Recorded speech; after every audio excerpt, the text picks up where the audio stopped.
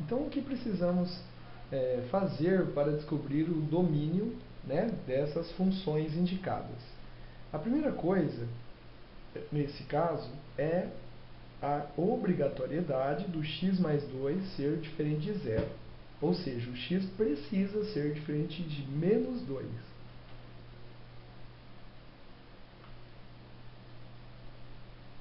Caso isso ocorra, nós dizemos que o domínio ele será composto pelos x pertencente aos reais, seriam os números reais, tal que este x ele seja diferente de 2. Ou seja, todos os números reais podem ser substituídos, né, fazem parte do domínio dessa função, com exceção do menos 2, faz o denominador ficar nulo, ficar zero. Outra situação é a letra B, onde eu tenho um radical. Para que essa conta exista e seja possível de ser efetuado dentro do conjunto dos números reais, nós devemos obrigatoriamente ter o valor que está dentro do radical maior ou igual a zero. Mas isso implica x ser maior ou igual a 3. Com isso, podemos escrever o domínio x pertence aos reais, tal que ele é maior ou igual a 3. Então, nós podemos colocar isso. Na letra G, onde nós podemos ter algum tipo de problema? No denominador, que será nulo somente se x for 3 ou menos 3. Ok? E, além disso, nós teremos problemas dentro do segundo radical, onde o x está dentro de uma raiz quadrada e, logo, ele não deve ser negativo.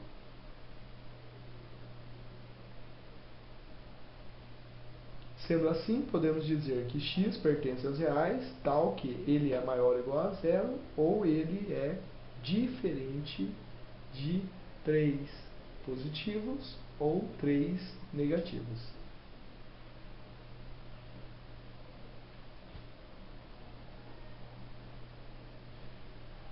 Muito bem. Na letra H, o que nós temos? Um radical, e nesse radical nós temos uma expressão, uma função no numerador e um número no denominador. Como o número ali é um número diferente de zero, o que a gente pode fazer? Então, nós não precisamos nos preocupar com o denominador, já que ele é só o 3 e ele não vai se transformar em zero. Né? Não existe possibilidade dele virar um zero, porque ele não está operando com nenhum valor ali. Muito bem, vamos verificar então o que fazer nesse caso.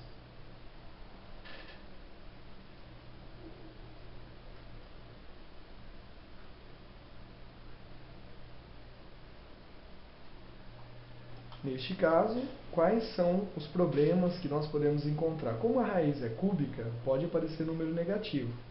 Então, ou seja, o x aqui ele pode ser tanto positivo como negativo. Então, a gente vai colocar domínio x é x reais,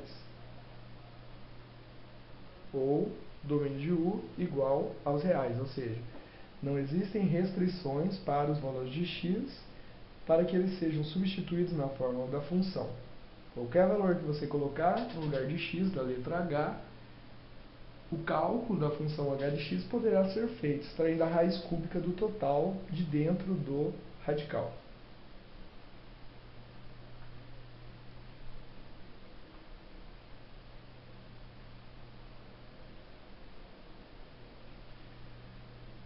Além disso, dentro do estudo das funções, nós temos o espaço bidimensional e os pares ordenados. Esse espaço bidimensional seria o que a gente conhece por eixos coordenados. O eixo y e eixo x.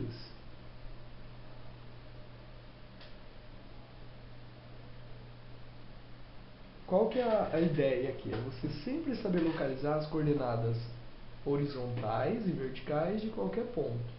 Lembrando que a contagem dos quadrantes é sempre feito assim. Esse espaço aqui é o primeiro quadrante, esse espaço é o segundo, esse espaço aqui seria o terceiro quadrante e o quarto quadrante. Então, cada ponto desse, a gente percebe que ele está em um quadrante. E cada ponto pode ser denotado pelas suas coordenadas, onde a primeira coordenada representa o x e a segunda coordenada representa o y. Okay? Então, cada um desses pontos que estão no nosso plano cartesiano, eles podem ser representados pelas coordenadas cartesianas, que seriam as coordenadas x e coordenada y.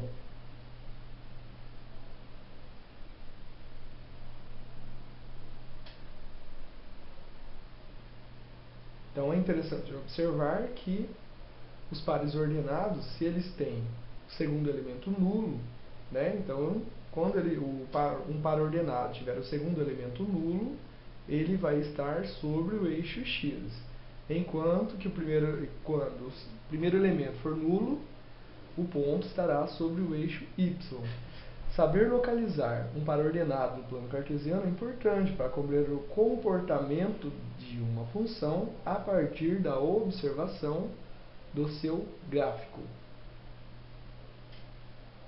Falando agora um pouquinho, então, sobre as funções compostas. Em primeiro lugar, para ilustrar a ideia de conceito de função composta, observamos a seguinte situação-problema. Suponha que você deseja contratar um servente para fazer o seguinte serviço: construir uma cerca ao redor de 10 terrenos quadrados, para cada um deles com lado x metros, e em seguida fazer um serviço de limpeza em todos os terrenos.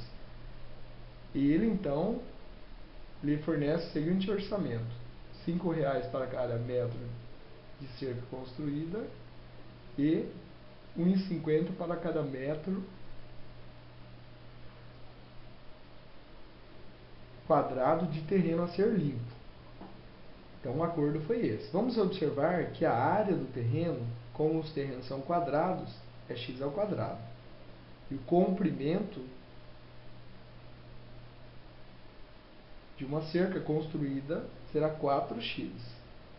Desta forma, podemos escrever o valor total do serviço é função do número de terrenos e, indiretamente, da medida x de cada terreno. Então, nós vamos chamar de x a medida do lado do terreno, f o valor do serviço para um terreno e s o valor de serviço para 10 terrenos. Vamos comparar, então, essas situações aqui.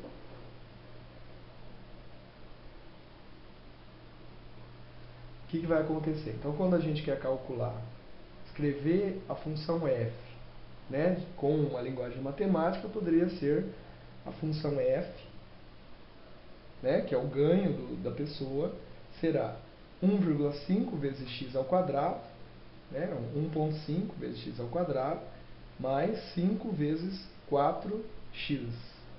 Ok? Por que isso? Esse 1,5 e esse 4, ele vem do enunciado do exercício, onde nós temos que 1,50 para cada metro quadrado de terreno a ser limpo, ok? E R$5 para cada metro de cerca construída. Okay? Então, nós definimos dessa forma. Por isso que o f de x é 1,5 vezes x quadrado e mais 5 vezes 4x. Supondo que os lados terrenos sejam de 10 metros. Então, para um terreno, f de 10, ou seja, o resultado que eu obtenho quando eu substituo o x dessa conta por 10 seria 350. E como nós vamos fazer isso com 10 terrenos, então aqui nós descobrimos um terreno. Para você fazer esse serviço em 10 terrenos, basta pegar o tanto que você ganhou com um terreno e multiplicar isso por 10. Lembramos ainda que é possível observar que o valor do serviço para cada um dos terrenos